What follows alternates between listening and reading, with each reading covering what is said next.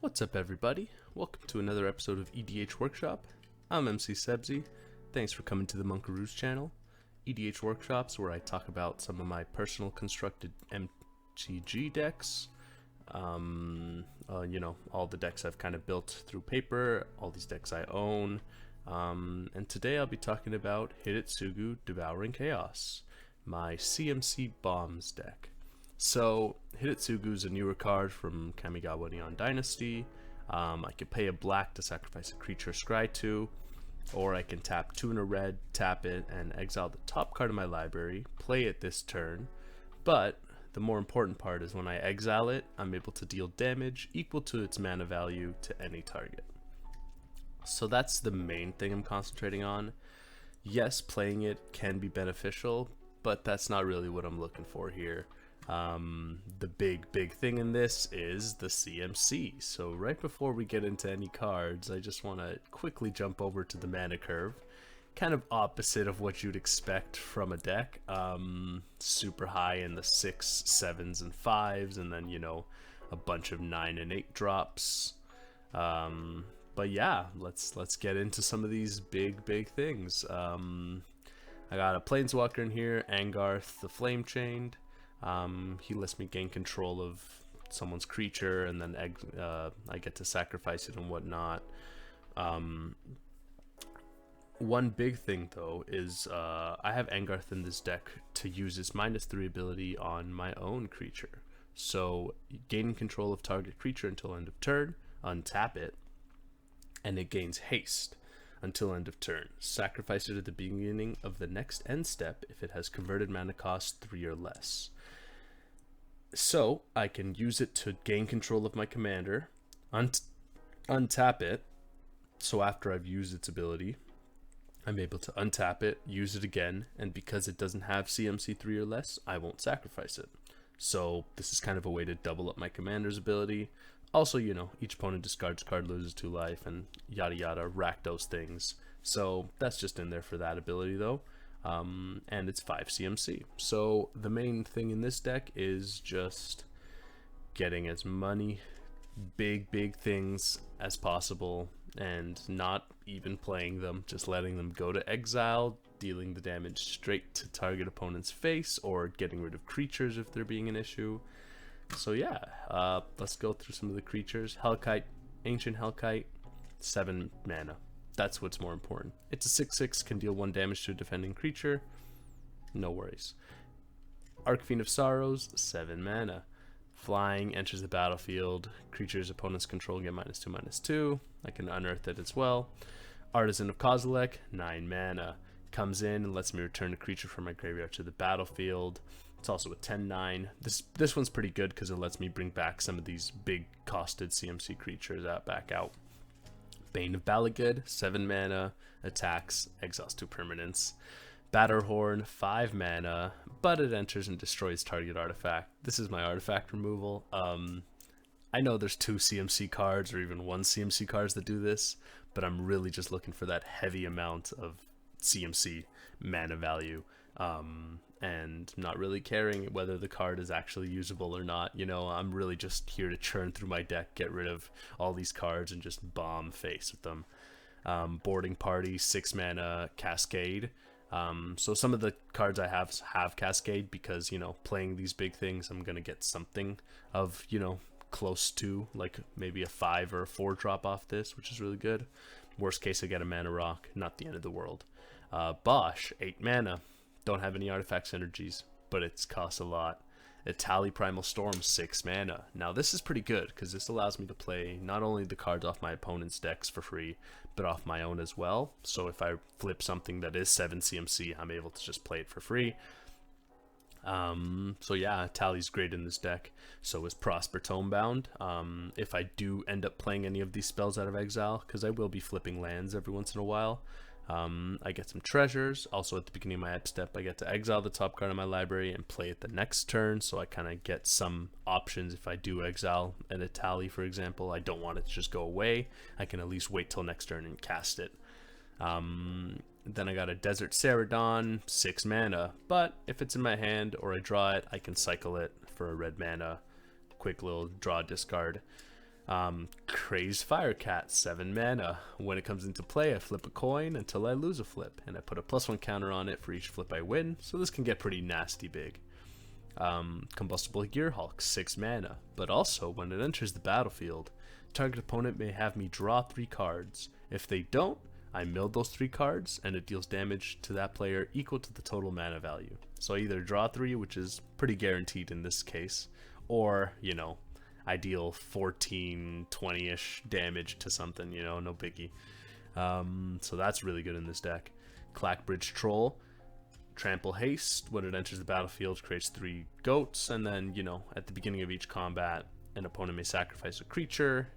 I'll gain 3 life, draw a card if they do, tap the troll, but 5 mana for an 8/8, pretty good. Carnival Hellsteed, 6 mana, first strike haste, and I can have it be an extra +1/+1. Burnished Heart, 3 mana, so this guy's more for ramp, because I do want to be able to play some of the spells I'm doing.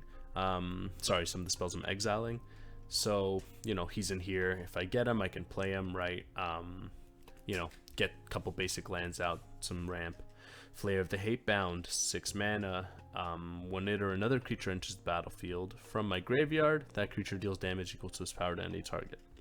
Not really that important. It'll do it when it does it for 5 mana. I also got one other Undying creature somewhere here, I think. So, you know, if it's a thing.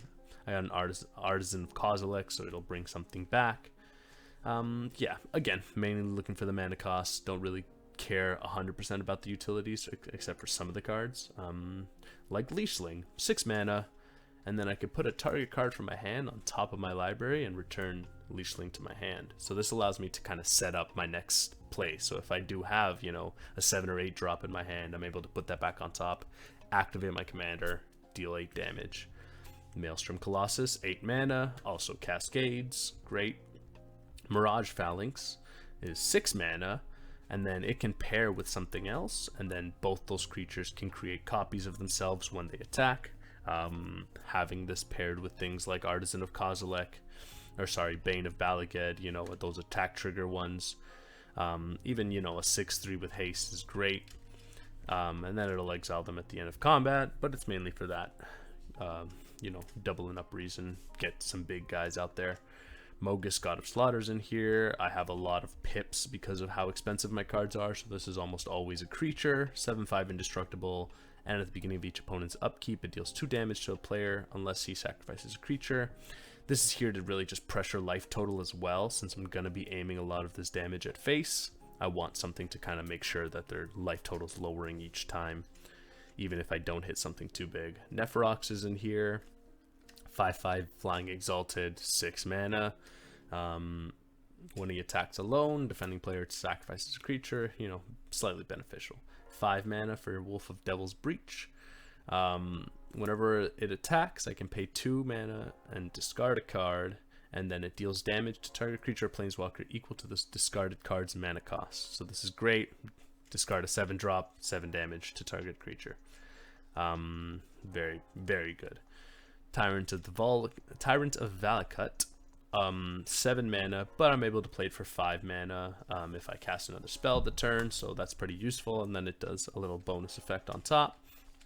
Tectonic Helion, 7 mana. When it attacks, each player controls the most lands, sacrifices 2 lands. I ramp a lot in this deck, but, you know, not too much, so this is kind of like pretty one-sided. It'll often just keep my opponents from getting enough mana to kind of counteract my big spells. Simprotter, he's 3 mana, not too expensive, but at the beginning of my upkeep I reveal the top card of my library, and an opponent may put that card into my graveyard. If they do, it deals damage equal to that converted mana cost to the player, or it goes in my hand. So similar to a Combustible Gearhulk, but on a smaller scale, but it happens at the beginning of each upkeep.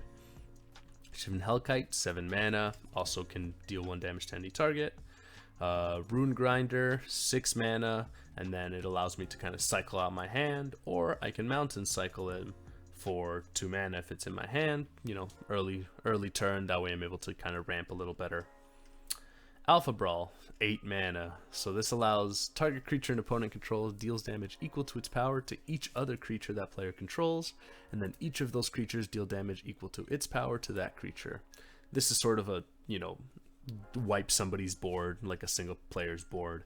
Again, 8 mana, just looking for those big costs. If I'm able to play it, extra bonus. 5 mana, Beacon of Unrest, target artifact or creature from my graveyard onto the battlefield, and then I shuffle it into my library, so I'm kind of able to flip this more and more, as I play it. Capital Punishment, starting with you, each player votes death or taxes. Each opponent sacrifices a creature for each death vote and discards a card for each taxes vote. 6 mana, also very one-sided. I don't have to sack or discard, but everyone still votes. Clears out hands, clears out boards. Since my gameplay is very slow, I want this type of control to be out there. Diabolic Tutor, 4 mana, a nice expensive tutor. And it lets me search out, you know, something that I really need, such as the Sin Prodder to be consistently triggering, or some of the other enchantments and whatnot. Environmental Sciences lets me just search for a basic land. Simple ramp. Fevered Suspicions, 8 mana. Each opponent exiles the top card of the library, and I may cast any number of them without paying their mana cost, and it rebounds, so that's always good. Fiery Encore, I discard a card and then draw a card. If I discard a non-land card, it deals damage equal to that card's converted mana cost to target creature or planeswalker. So this is, again, similar things. I discard something big, I deal a bunch of damage, but it also has a storm count. So if I'm able to play 1 or 2 things prior to that, you know, don't have a lot of cheap stuff, but, you know, once I get up there with mana, I do have some pretty big mana rocks in here, so this can possibly, you know, happen multiple times. And I get a card draw off it, so I get to replace my hand. Undying Flames, 6 mana. I remove the top card of my library from the game until I remove a non-land card, and it deals damage equal to the CMC to creature or player.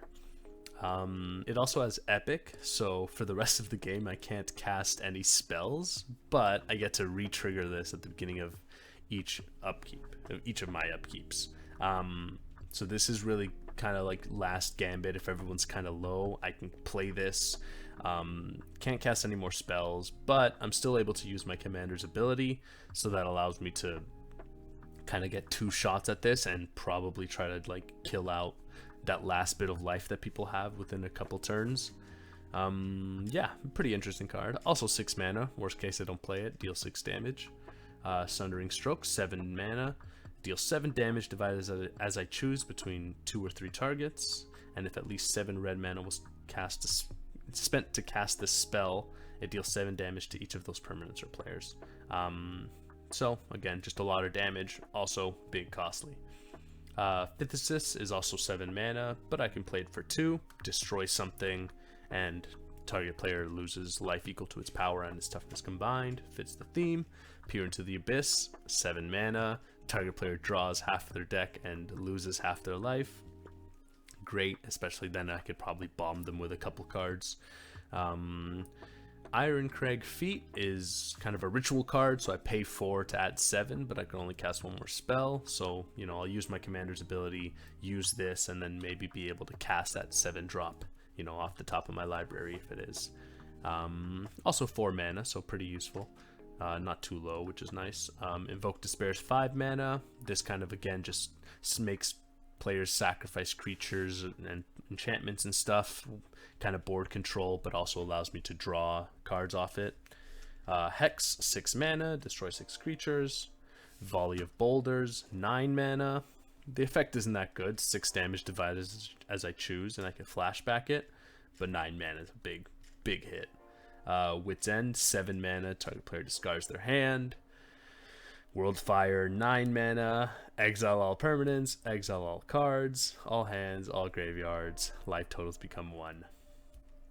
This card has been recently unbanned, or was unbanned a while ago, but 9 mana, that's mainly what I'm looking for. If I'm able to play it, and I need to, by all means, right? Because then I'm, you know, maybe able to deal quick damage off of something if I have a Sin Prodder in my hand or something, you know? Like as soon as I play something, then I can just start bombing everyone. But 9 mana is still great. Yawgmoth's Vile Offering, 5 mana. I get to return something from my graveyard to my battlefield and destroy something of an opponent's. So there has been a lot of, you know, stuff that Flair of the Hatebound can trigger off of too, a lot of returning from the graveyard. Yeah, instance, I just got a couple. Burnt Offering sacks a creature and gives me mana equal to that creature's mana cost in any combination of red or black. So, you know, having those 6 mana, 7 mana creatures out there, I'm able to sacrifice it, get 6 or 7 for a sorcery spell in my hand or that I'm exiling off the top. And Riddle of Lightning, it choose target creature or player, I scry 3, and then I reveal the top card of my library and deal damage to that target equal to the CMC. Again, have big things, will be pretty easy to just kill something. Then I got some big mana rocks, so Dreamstone Hedron, 6 mana mana rock, Firemine Vessel, 4 mana, Gilded Lotus, 5 mana, Hedron Archive, 4 mana, I got a Staff of Nin, 6 mana, I got Mana Geode, 3 mana, Seer's Lantern, and Rakdos Clue Signet, all at 3 mana. I do want stuff to play early before my commander's out and stuff, so I'm able to ramp a bit at least. Seer's Lantern also lets me scry 1, so I'm able to adjust the top, make sure I'm not hitting a land off my commander. Sisei's Ring, 4 mana as well. I got a Soul Ring in here just because of the amount of mana it nets me. It's not really big or expensive, literally the cheapest card in the deck. But still, 2 mana is great, especially for these high CMC cards. Then I have Joven's Tools, which is just a 6 mana artifact, and I could pay for and tap it to have target creature be unblockable, except by walls. Mainly in there for 6 mana. Meteoric Mace, also 6 mana, and it cascades. And giving something +4/+0 trample isn't bad if I'm putting it on, like, you know, a 10-9. Yeah, and then I enchantments. I got Cruel Reality, 7 mana.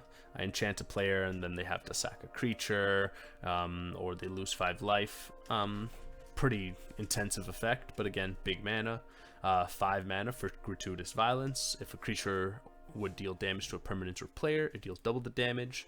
So my commander's dealing that damage when it exiles the card. Doubles up everything, doubling up 7, 14 damage to someone's faces. Pretty intense.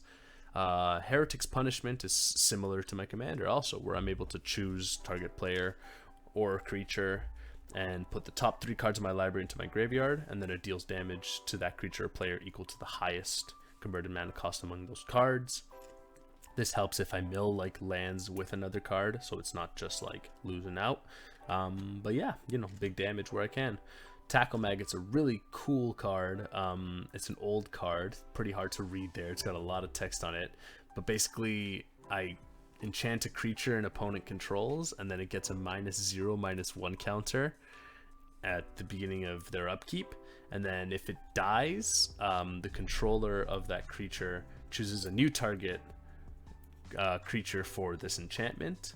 And then if there are no legal targets, it becomes an enchantment enchanting the player that had it, and then during their upkeep they take 1 damage, or something like that. The last creature tackle mat, yeah, so basically whoever had the last creature that it died with, they'll take 1 damage like at the beginning of each turn or whatever. Yeah, it's pretty crazy, pretty interesting. It was a really cool card. Again, 4 mana, so I thought, I'm like, yeah, I'll throw it in here, you know, gets rid of some creatures and stuff. But that's basically the deck. I'm mostly running basics and a couple of just these some other special lands, but again, mostly basics. Not a lot of lands, only really 35 lands. I don't want to be hitting a lot of lands off my commander, so I want to keep it limited. And also, worst case, if I do hit a land, my commander allows me to play it, so I ramp a bit. But yeah, the main purpose of the deck is just to get my commander out, use it as much as possible, manipulate the top of my deck where I can. Don't have too much for that, I kind of just let it play as is. But yeah, just bomb things. Again, 6 mana steady, 7 mana, like these are where my big hits are, like dealing that damage. I'm able to take out almost any creature, deal a lot of damage to a player. I mean, what, 7 mana 4 times, that's already, you know, it's 5 times 7 mana is already enough to just kill someone at full health. But that's the deck. Here's some other of the stats. You know, you can see the stats down here. It's $97. Yeah, some of these crazy, you know, mana costly cards are actually useful now, even if I'm not playing them or using their ability. But that's the deck. That's how my Hidetsugu Devouring Chaos deck works. A lot of people, are worried about that, like having such a high mana cost, and mana curve. But honestly, just constantly churning the top. Like, you don't even have to worry if you can play it or not. Just dealing that damage is great. Awesome, super fun deck. But yeah, hope you guys enjoyed. Like, comment, and subscribe. Let me know if you want to see any videos on certain commanders or certain archetypes. I'm sure I have a deck built for one of them, or a new one that I can just build up on Moxfield. Everything is on Moxfield. The link to the deck will be down in the comments. You can jump on Moxfield and find me as well. I'm MC_Sebzi, MC Sebzi on Twitch. Catch me streaming. Thanks for tuning into the Monkaroos, and I'll catch everyone later.